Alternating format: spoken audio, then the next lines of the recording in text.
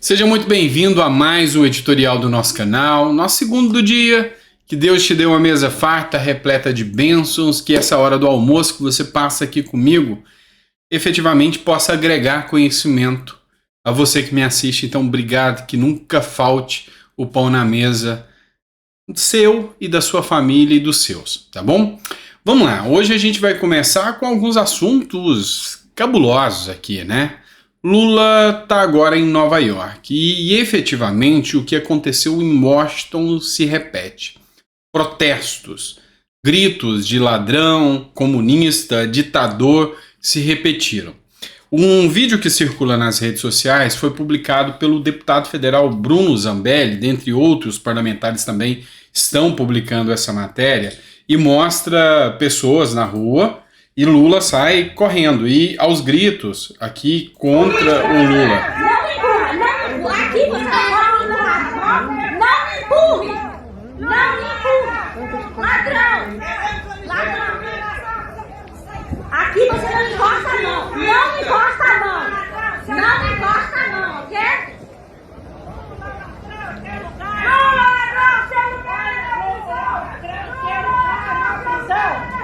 Então você vê que o pessoal fez aí gritos de protesto, teve ali uma pequena confusão com os seguranças, e na publicação o Bruno Zambelli escreveu o seguinte: deu ruim para o vencedor das eleições, Lula sai correndo em meio a protestos. E efetivamente foi isso que aconteceu durante as manifestações, durante a passagem de Lula por Nova York, que vai participar agora do evento da ONU, tá bom? E agora a gente vai falar de Flávio Dino, pessoal. Flávio Dino que anseia aí, embora ele desconverse, diga que não, mas anseia uma cadeira no STF. Mas o diálogo que começou a surgir agora mudou e não há mais apoio, pelo menos por parte dos petistas, para que Dino emplaque aí numa cadeira do STF.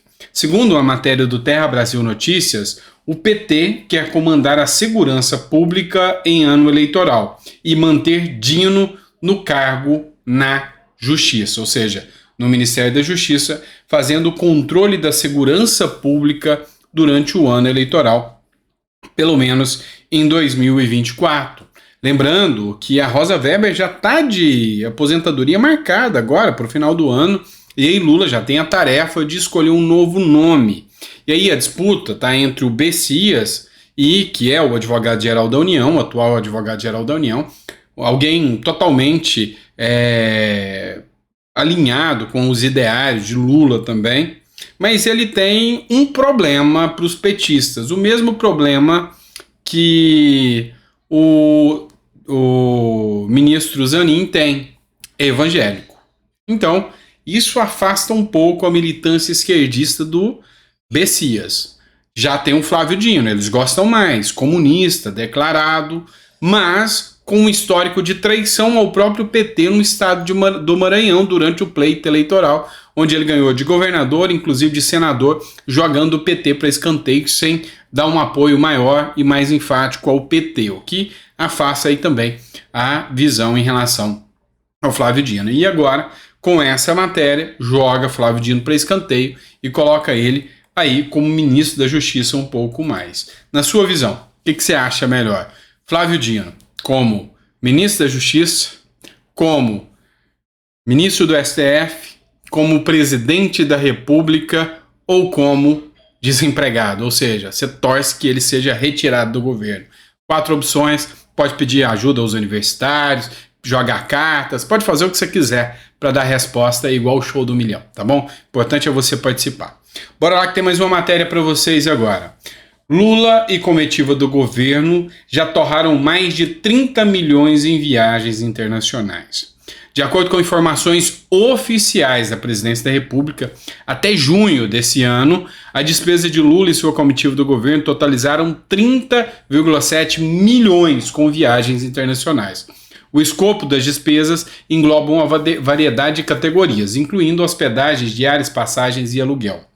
Não reclame. Se você reclamar, a Xuxa diz que você é um idiota de ficar reclamando do preço, do valor das viagens que Lula tem para ir comemorar o Dia da Democracia lá em Cuba, para perdoar ou renegociar uma dívida bilionária que o Brasil tem com Cuba, assim limpando o nome do país vizinho, já firmando um acordo com eles e abrindo possibilidade até de novos créditos. Enfim, é você que está bancando tudo isso, mas você não pode reclamar, segundo alguns artistas que brilham e abrilhantam, só que não as telinhas da TV. TV que ninguém mais assiste hoje, as redes sociais tomaram conta e essa é a indignação e a sanha dessa turma querer regulação das redes sociais. Vamos lá, pessoal? Matéria do Conexão Política também, a péssima notícia que chega para o presidente da República. Eu achei muito interessante essa matéria, porque Lula encara agora, próximo do pleito eleitoral já, porque já é bem próximo, nós já estávamos quase entrando, fica aí um ano das eleições de 2024. É pouco tempo para o Lula negociar e com os prefeitos, fazer uma base de prefeitos, e aí ele encara dois problemas. Segundo a matéria aqui, Lula vê a sua popularidade despencar. Atualmente, conforme o Datafolha, 31% dos entrevistados avaliam a gestão do Lula ruim ou péssima, representando um aumento em relação à reprovação anterior. Era 27%, cresceu em apenas 2 ou 3 meses, 4%. E a tendência é piorar e muito, porque à medida que o tempo passa, a situação econômica do país vem encontrando maiores dificuldades. Teve uma entrevista do Zema, se eu conseguir eu ainda coloco ela nesse editorial, onde Zema, ele foi muito claro, ele falou, olha, o governo Lula ainda vem colhendo frutos da gestão Bolsonaro na seara econômica. E o que o Lula fez até agora não tem representatividade nenhuma na área econômica. Então esses frutos vão acabar. Gasolina já começa a subir, alimentos começam a subir, e isso vai acabar. E Lula vai ter uma desaprovação ainda maior. A picanha que ele tanto prometeu, talvez não fique tão fácil do brasileiro conseguir igual ele prometeu. E aí, infelizmente, algumas pessoas acreditam nesse discurso da picanha, da viagem barata. Não acontece. Desde quando entrou, Lula vem prometendo Minha Casa Minha Vida, e até agora nada. Então, a gente vê que realmente prometer é muito fácil. Cumprir é bem difícil. Ter vontade, eu acho que não está tendo. O segundo grande problema é que a situação de 42% dos entrevistados afirmaram nunca confiar no presidente da República. Se 42% dos brasileiros nunca confiam no presidente da República, como votam nele? Como votarão nos candidatos à prefeitura indicados por ele? É um grande problema que ele tem pela frente, isso é sem sombra de dúvidas. Então, 2026 vai ter muito ainda o que a gente acompanhar aí, tá certo? E falando nos ditadores amigos de Lula, falando nas viagens caríssimas de 30 milhões que nós bancamos, uma delas é essa aqui, onde até nomes grandes da esquerda, como Mangabeira Unger, diz que viaja com discursos entediantes, passando vergonha no Brasil. E olha só, Brasil e Cuba desenvolverão em conjunto medicamentos e vacinas para Alzheimer e diabetes. Brasil e Cuba assinaram neste sábado 3 acordos para desenvolver conjuntamente medicamentos e vacinas contra o Alzheimer e diabetes, aproveitando sinergias e para retomar os intercâmbios científicos e tecnológicos. Eu ouso em dizer, e vou buscar informações, isso é um sentimento. Eu não posso dizer para vocês que são as informações oficiais, mas eu já vi pessoas, inclusive da oposição, falando isso. Lula fecha agora um acordo com Cuba. Cuba já anunciou que não tem condições de pagar o Brasil em nada. E agora vai produzir medicamentos, trocas tecnológicas para a produção de medicamentos. Produção essa que, se exitosa, muito boa para a humanidade, mas muito lucrativa para os países que estão juntos. Nós temos tanta gente boa, tantos institutos importantes, como, por exemplo, o Butantan aqui no Brasil, o Oswaldo Cruz, a Fiocruz, né? Para que investir esse dinheiro lá fora? Porque a informação que se tem, e digo não é oficial, procurarei saber se é que Cuba não tem nada, não tem maquinário, falta inclusive energia elétrica, não tem nada, nem equipamento científico, não tem nem condição de pagar pesquisadores. De onde que o dinheiro vem, gente? Ah, do governo Lula. Mentira, é do seu bolso. O dinheiro vai ser do seu bolso. Então, eu vejo com péssimos olhos, não bons, péssimos olhos, fazer acordo com Cuba.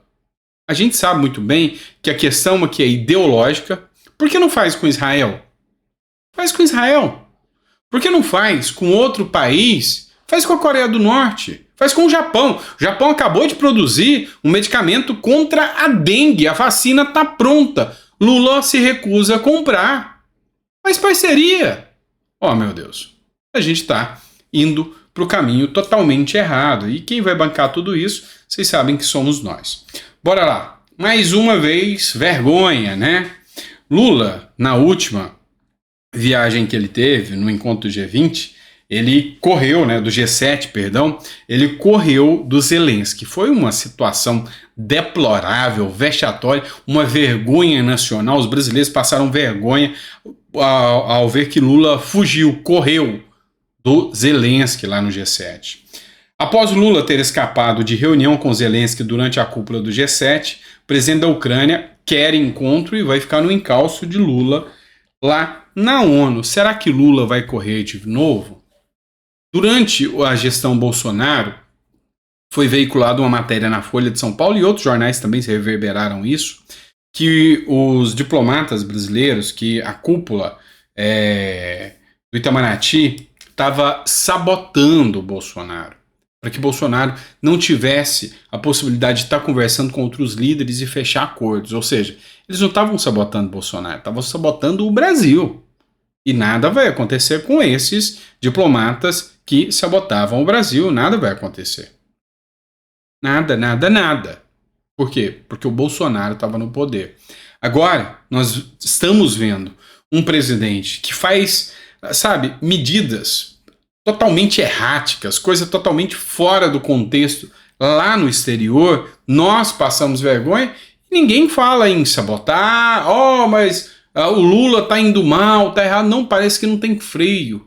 Parece realmente que as pessoas têm medo em dizer para o Lula: para de falar asneira. Que isso? Foi em Cuba, ataca Estados Unidos, dizendo que Estados Unidos age de forma ilegal, que é o grande imperialismo americano em Cuba. Logo depois vai para os Estados Unidos e aí chega lá, é recepcionado com gritos da própria população revoltada. E aí é óbvio, esperava algo diferente, o povo está descontente. Outra matéria para vocês, matéria do jornal Metrópolis. Cocaína deve superar o petróleo nas exportações da Colômbia, diz estudo. A cocaína está perto de se tornar o principal produto de exportação da Colômbia, ultrapassando o petróleo. A estimativa foi feita pela Bloomberg Economics. A consultoria projeta que a droga tem sido responsável por 5,3% do PIB do país no ano passado. O relatório aponta que as exportações de droga alcançaram 18,2 bilhões em 2022. Qual o sentido, e eu não acredito em coincidências, vendo que o segundo produto mais comercializado, depois do petróleo na Colômbia, é droga, cocaína. O Brasil se alinhar tanto com esse raciocínio e o Supremo agora querer julgar isso, tá? Liberar drogas no Brasil, facilitar para que traficantes possam fornecer a droga em pequenas quantidades, vão ser caracterizados como usuários. Então o aviãozinho vai poder andar com pouquinha quantidade, vai poder entregar. Lembrando que o consumidor pode até não estar cometendo ato ilícito, segundo a visão do STF, que não é legislador, que recebeu resposta até do Pacheco. Agora, vem e quer, sabe, a gente vê o tempo todo o PCC crescendo no Nordeste, o PCC dominando a Amazônia, a fronteira. A gente vê o Comando Vermelho crescendo no Nordeste, a matéria que foi publicada pelo Capelli agora no Metrópolis. Então, assim, a gente começa a ficar assustado. Não seria esse o caminho que o Brasil está tomando? Será que o agro, juntamente com o petróleo também, a Petrobras é algo pulsante no Brasil, mas será que vai ter um novo tipo de receita para o PIB aí que seria isso aqui? Meu Deus, não é isso que a gente quer, né, para o nosso Brasil. Então, esperamos que seja por lá na Colômbia e que não chegue aqui ao nosso querido e amado Brasil, né? Bora lá. Lula sendo Lula, governo Lula sendo governo Lula. Poder 360, essa matéria, então eu sempre cito a fonte. Antes de qualquer pessoa vier tecer críticas, olhe que as fontes sempre são citadas. 10 ministros de Lula ganham até o dobro do teto com bicos em conselhos. Ao menos 10 ministros do primeiro escalão do governo de Luiz Inácio Lula da Silva, do PT, fazem bicos em conselhos de empresas ou entidades paraestatais. Os valores extras mensais para cargos indicados pelo Executivo chegam perto de R$40 mil. Extra, não é o salário, é extra. O sujeito já tem lá seu salário de 10, 12, 18, 20, 30, 34, 44 mil, fazem cargos extras de bico em conselhos. O que é esse conselho? Uma vez por mês tem uma reunião de meia hora, 2 horas. O sujeito vai lá e 40 mil a mais na conta. 10 ministros nessa condição. E os abusos, os absurdos, é você que paga. Você está feliz com isso? Seja você de direita ou de esquerda, você está feliz com isso? Você passaria pano para essa aberração? Acredito que não. Porque sai do nosso bolso. Somos nós que pagamos esse tipo de absurdo. Tá? Olha, teve uma matéria, e eu vou deixar até para o próximo bloco, tá? Para o próximo editorial, que foi da Revista Oeste, falando sobre a relatora Elisiane Gama, tá? Mas vai ficar para o próximo editorial, tá bom? Para esse vídeo não se estender muito, o vídeo é um pouco mais extenso.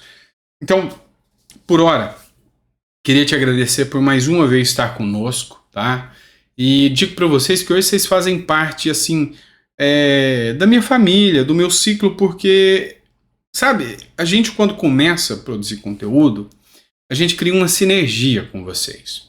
E quando eu venho aqui, exponho a minha linha de pensamento, às vezes criticada, porque eu sou independente aqui, eu sou imparcial. Às vezes tecendo críticas ao ex-presidente Bolsonaro, eu faço críticas a falas, faço críticas às vezes a ações, faço críticas a medidas tomadas e faço crítica também ao Lula, mais ao Lula porque o Lula é o presidente agora. E é lógico que as minhas críticas serão a ele. Bolsonaro, hoje, é alguém que, na minha visão, foi melhor do que Lula. Penso como Zema? Sim, eu penso como Zema. Hoje, eu tenho certeza que Bolsonaro é, sabe, um alvo de ataques infundados. Eu penso assim. É um ex-presidente, nunca na história um ex-presidente foi tão perseguido como a gente vê agora. Ah, mas Lula durante a Lava Jato, alto lá, meu pequeno gafanhoto, demorou muito. A Lava Jato veio, tá? Depois de um tempo, a Lava Jato levou muito tempo de investigação, delações e muita coisa, com bem mais tempo do que em relação ao Bolsonaro. Os ataques da mídia, a forma que foi aqui é algo avassalador. Então, é bem diferente a situação, porque eu bem acompanhei a questão da Lava Jato também, tá certo? Mas é isso, a gente acredita que a gente está partindo aqui para novos rumos, né?